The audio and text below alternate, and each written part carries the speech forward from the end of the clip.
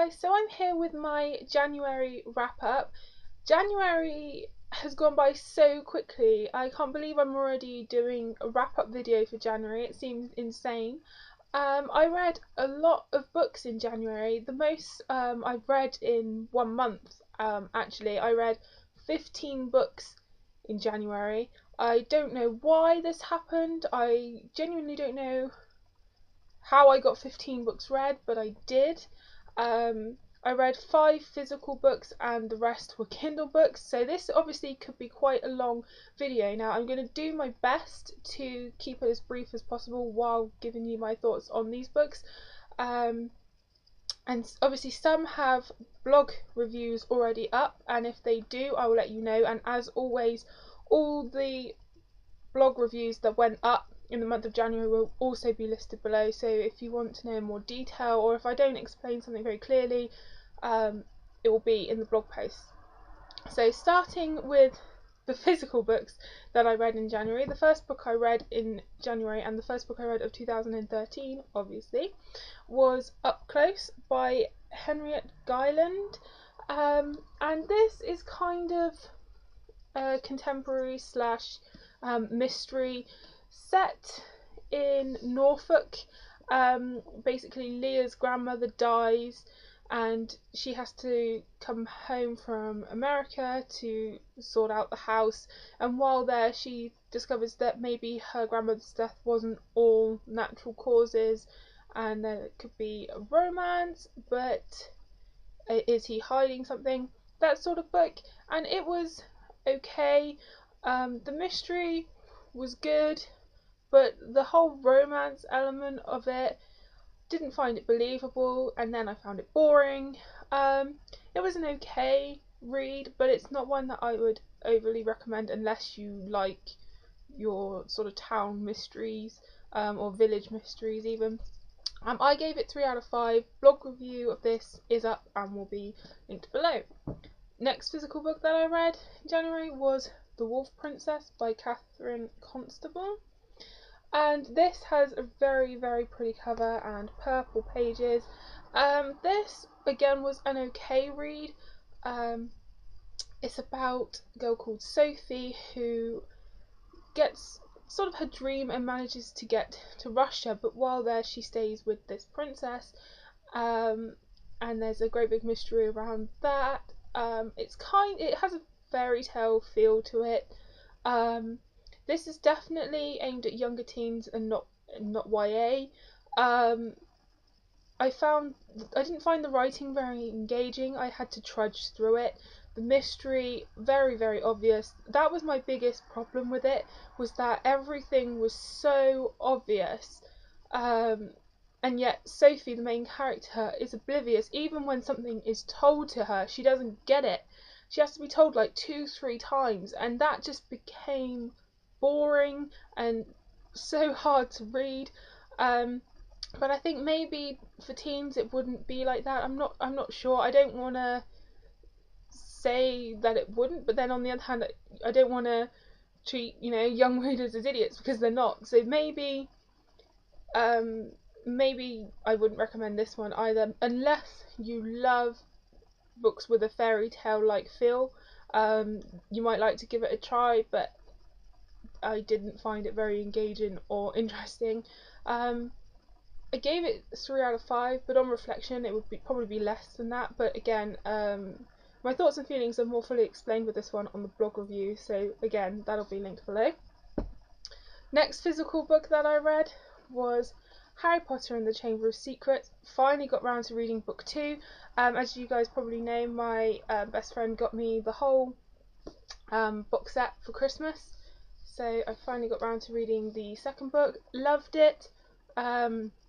Read through it in a couple of days, so I can honestly now say that I am a Harry Potter fan, so finally got on that bandwagon, and I gave it 4.5 out of 5. Loved it, and I really hope to read the third book soon.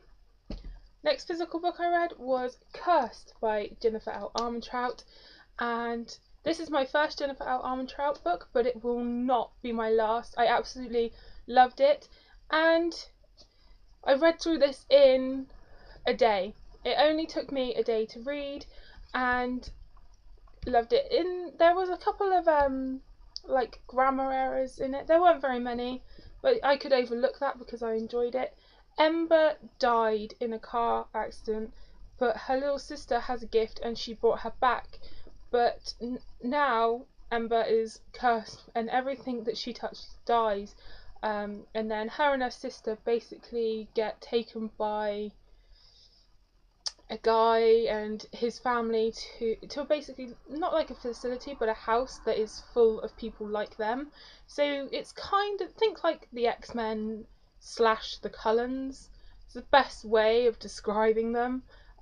Definitely really interesting, fast paced. The romance was good. It wasn't instant, like attraction was instant, but everything else was like nicely paced.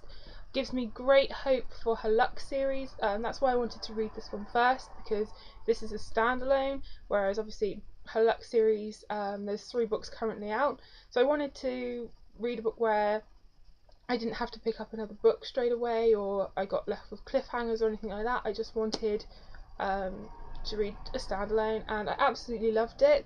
Review for this one has also gone up on the blog, so that will be linked below, but definitely recommend this. It's absolutely amazing. I just couldn't put it down. As soon as I started reading it, I was hooked. There is actually quite a lot of humour in it as well. Ember reminds me of myself, like when someone would say something to her, what she would say, I could see myself saying. So I found her a very relatable character, and I think that's why I loved it as much as I did.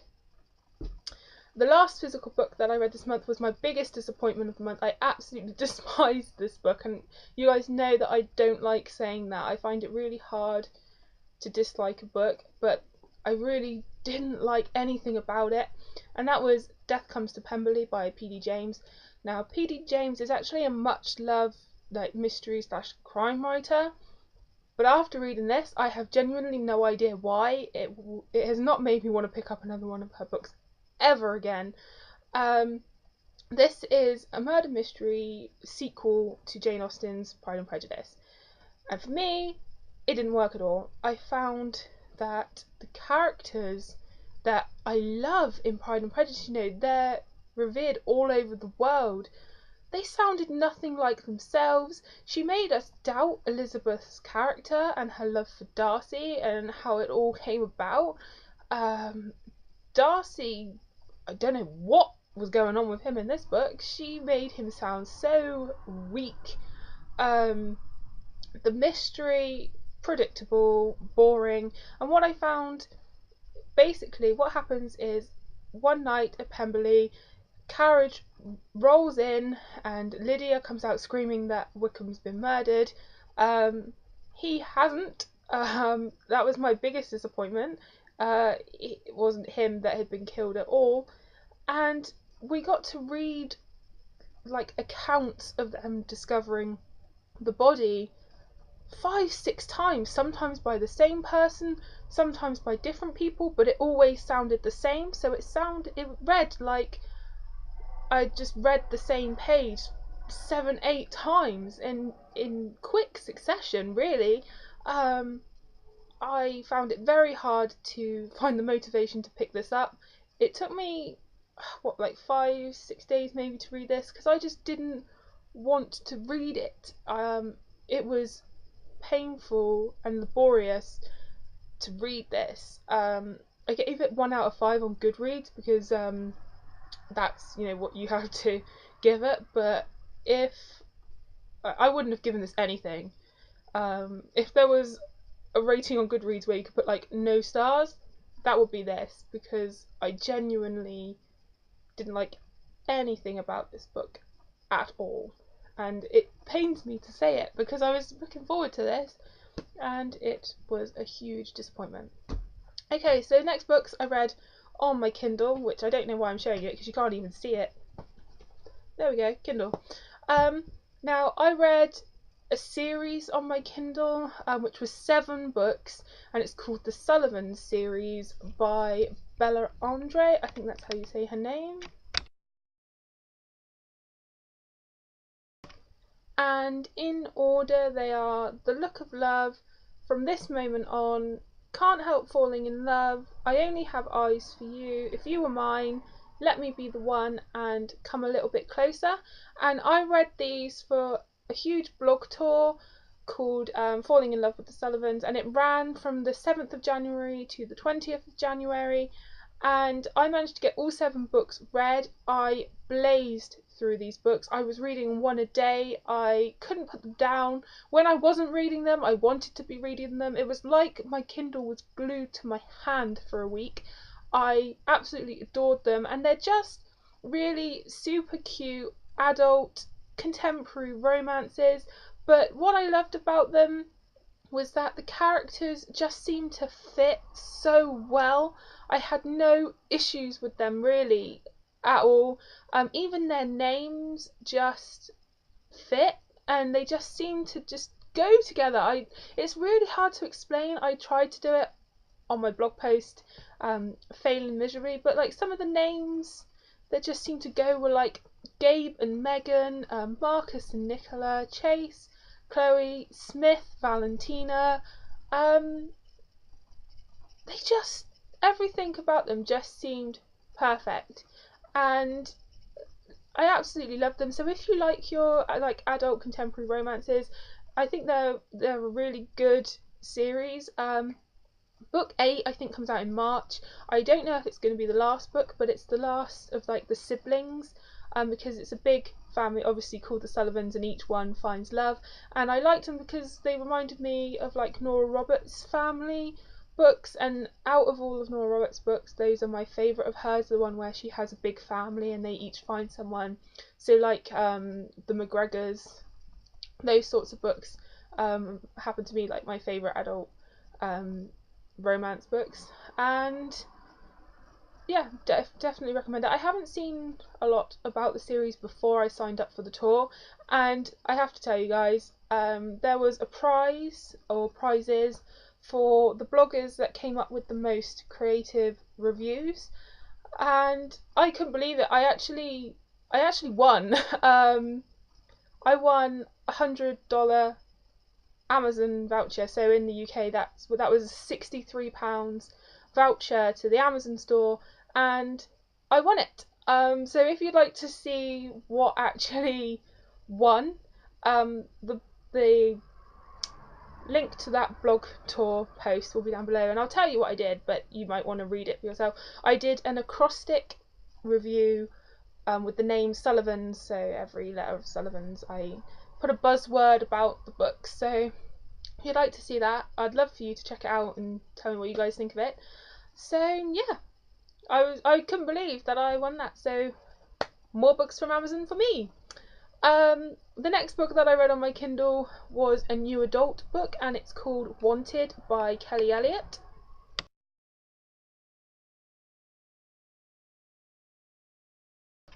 And I bought this because I stumbled across it while I was on Goodreads updating what I was reading, and it was just there, and the cover caught my eye.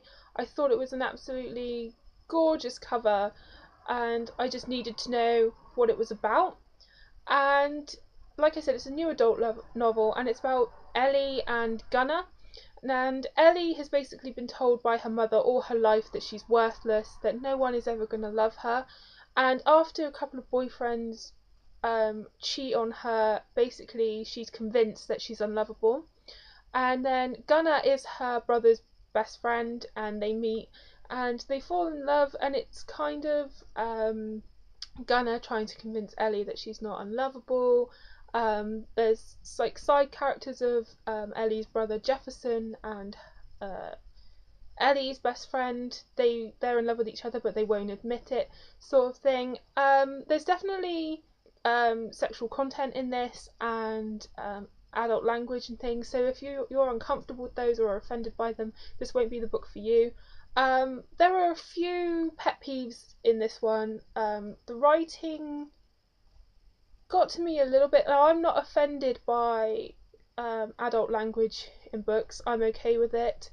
But this one seemed a little over the top. Like, there were instances when there were whole sentences where it was literally like a list of swear words, and it didn't seem to give anything to the book. It was just a list of swear words, and it just seemed to make her characters come across that little bit vulgar, and it just cheapened it a little bit. I mean, a little bit of it's fine, that's realistic, where, you know, 18, 20-year-olds, you know, a lot of us use that language, but that the sheer amount of it I felt was unnecessary.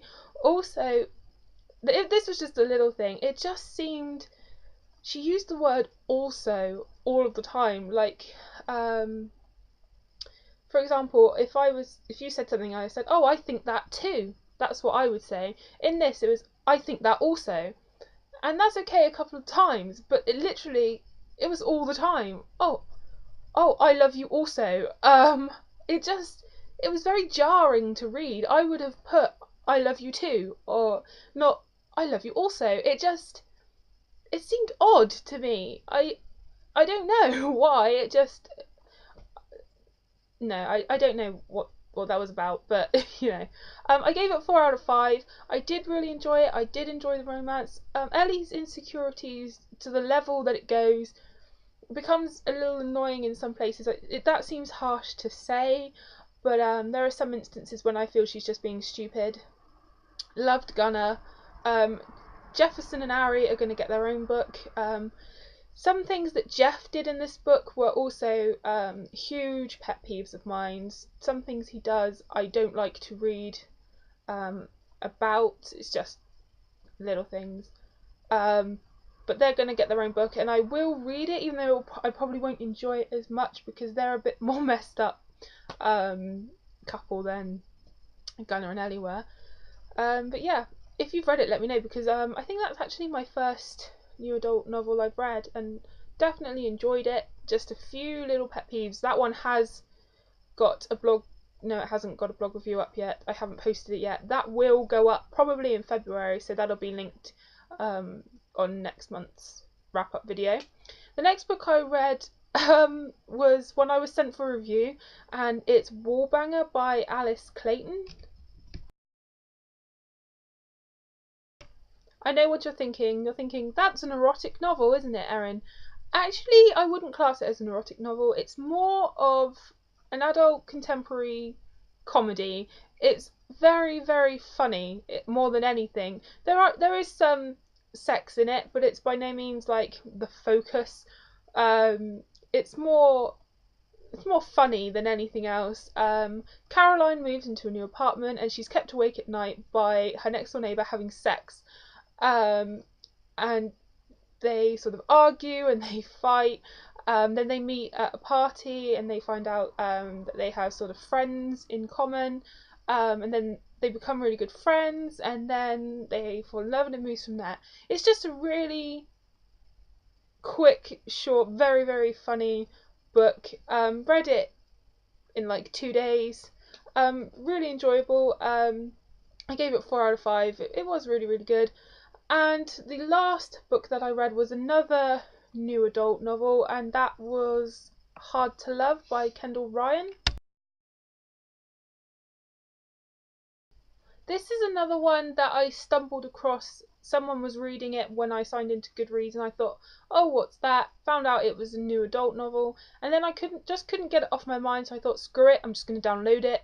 And I did, and I read it in a couple of hours. It's a really, really short new adult novel, and basically it was perfect read for me, because it's the ultimate opposites attract novel, and you guys know that I love that in my YA books and my romances. It's just a little bit of a cliche that I find a guilty pleasure and I really enjoy. So this is basically about a porn star called Cade, who sort of meets and falls in love with a virgin nurse called Alexa. Already sounds really cheesy, but it's really quite sweet. Cade doesn't really want to be a porn star, but he's doing it because it can earn him a lot of money that can pay for his sick sister's medical care. And it's I don't know why it was such compelling reading, but it was. Alexa, really sweet. She's kind of a rich girl. She's very privileged. So again, they come from different backgrounds. They do different things, but the chemistry between them was amazing. I just felt with this one, everything was perfect, apart from the length of the book. Now, please, no porn jokes here, okay? Um, but with it, I just felt like it was only, I don't know how many pages it was because it was a Kindle read, obviously, but it just wasn't very long at all. I feel like it needed to have a lot more to it. Like, obviously, I generally have no idea. I think it was only about, it's because it's not in pages on my Kindle, so I have no idea. But it just needed to be a little bit longer because while their chemistry was great, I didn't think the progression from them meeting for them to actually being in love was feasible. They just needed that little bit more of development for the ending of the book to be, impactful. Um, but other than that, perfect read. I'll probably reread it when I feel myself heading towards a reading slump because I did love absolutely everything about it. Something happens though. I've seen a couple of reviews where people have said this, and again, it's one of those pet peeves. Something just happens, and I can't really say it without it being a spoiler. But let's just say while they're together, he does something that both I and Alexa in the book thought was wrong, and it leads to a bit of conflict in the book, and I thought rightfully so. But yeah, I just felt it needed to have a little bit more of that development for it to be truly amazing. If it had been a longer book with more of the characters, like the emotional side of the attraction developing a bit more, it would have been a 5 out of 5 book, but it just needed that little bit something to give it that. So yeah, that's everything that I read in January. I'm sorry it was so much, guys. Yeah, like I said at the beginning of the video, all the reviews that have gone up in January will be linked below, including the Sullivan blog tour post.